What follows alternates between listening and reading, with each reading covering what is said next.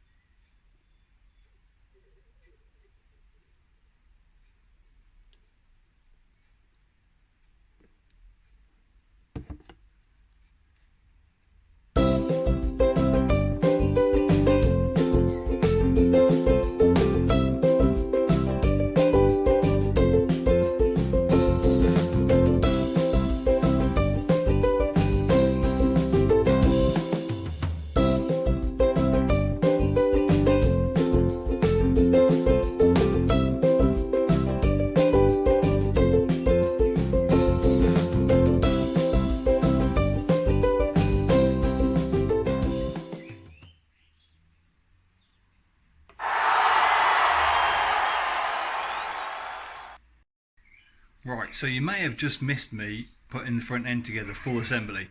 That's because I didn't press the button properly. Anyway, there it is. There's my forks. Looking all nice, front wheel in, all looking great. Right, gonna do the back now.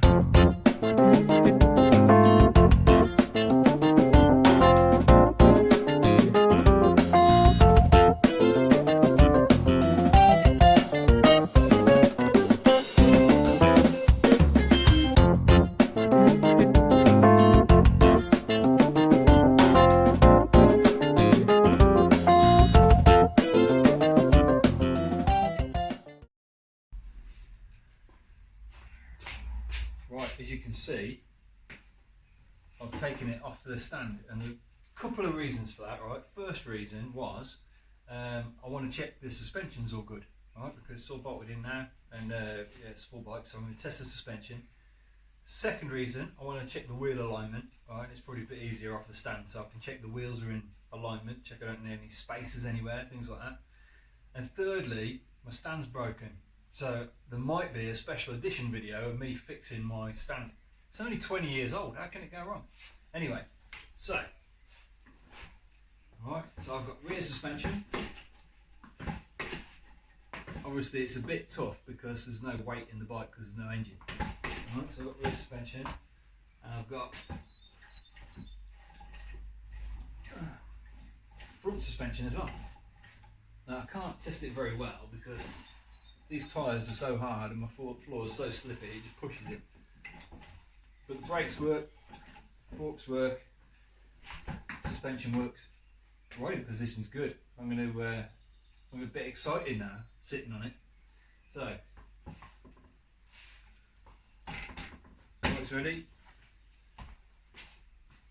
I'll check the wheel alignment and then look at my stand, see if I can get back on the stand.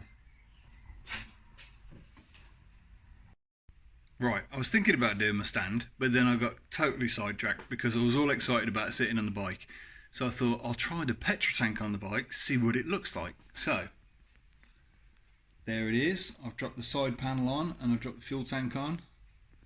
Looking pretty cool. I've kind of put them on really because I'm trying to decide what colour to have them. I mean, the plan was aluminium tank, aluminium mudguards, but it's just a lot of money, you know, a lot of money, where I've got perfectly good, you know, side panel, tank, mudguards that might just need painting. So I don't know, what colour shall I have it? Answers on a postcard.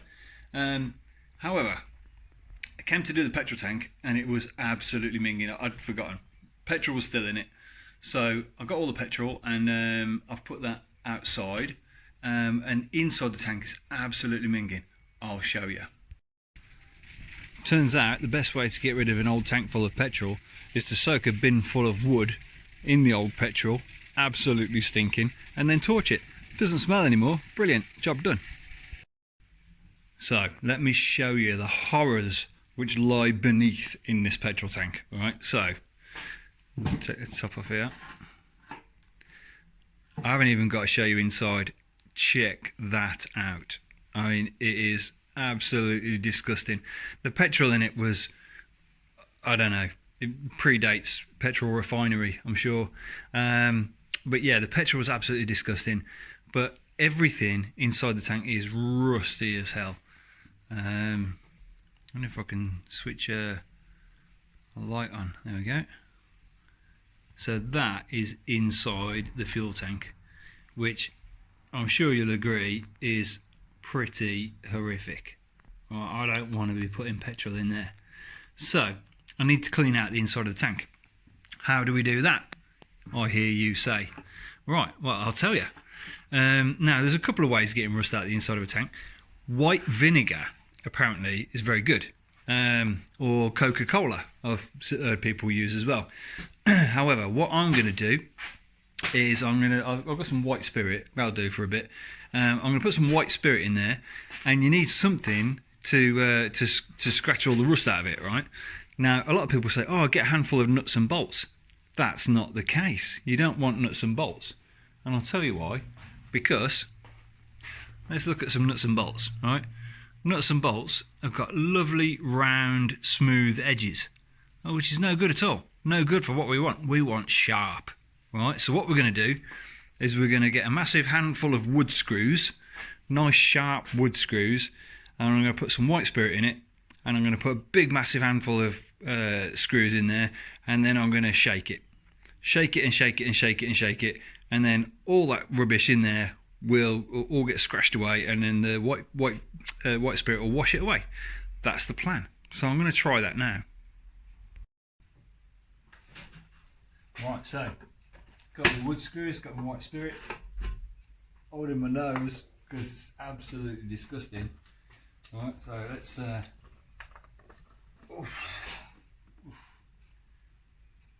really is minging.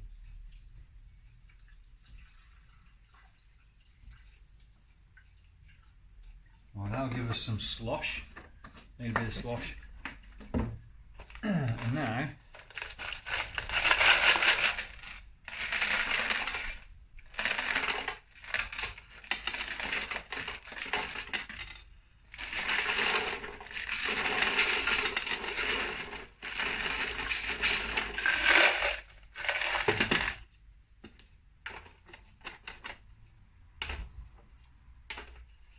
you know, I was kind of expecting when I put them in, you could hear them like tinkle on the metal as they went in. No, soft landing, soft landing. Oh, so yeah, this might need a few going overs, a few attempts.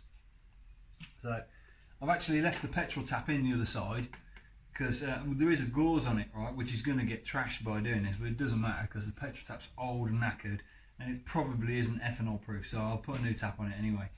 Right then, so this is going to need a bit of shaking now.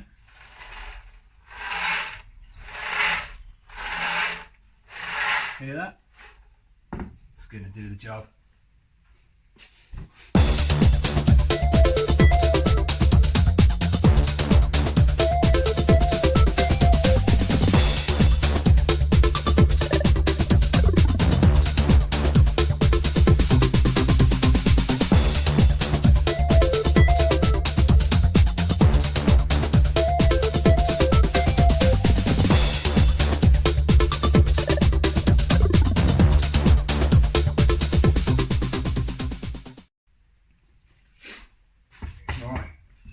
I know what you're thinking. You're thinking, did it work? Or am I got a big sweat on for nothing? Let me show you. Can you see in there? Let me just bring it closer. Let's put the light on. There. That's what's coming out. They're all the screws, right? And you can't actually see the screws for the muck within the screws. All right, let me just get in a bit of daylight there, see if we can see a bit more. Look at that. So I'm going to need to clean.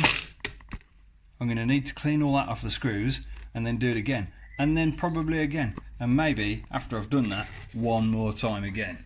So, yeah, bit of a shit job really, but needs doing. So I'm going to carry on. Right then, sit rep. This is where we are, right? I've been working on this tank for ages now.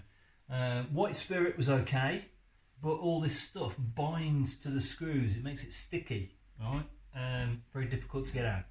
So I changed to gunk, right? And I've used a whole tin of gunk. And the gunk keeps the screws free of debris, right? And it seems to pull more stuff out. So gunk's the way to go. Don't use white spirit. This is the stuff that's come out. Yeah, right. Looks like, I mean, looking at it, it looks like the bike was running on coal instead of petrol. However, it's coming out slowly, but there's still loads more to get out of it. And my arms are aching, and you know, I've had enough of shaking petrol tanks. Now I've learnt a couple of things today. One, white spirit isn't very good. Use gunk. Two, it's frowned upon to wrap up your petrol tank in a towel and put it in a tumble dryer. Who knew? Anyway, so luckily, good news is I'm an engineer.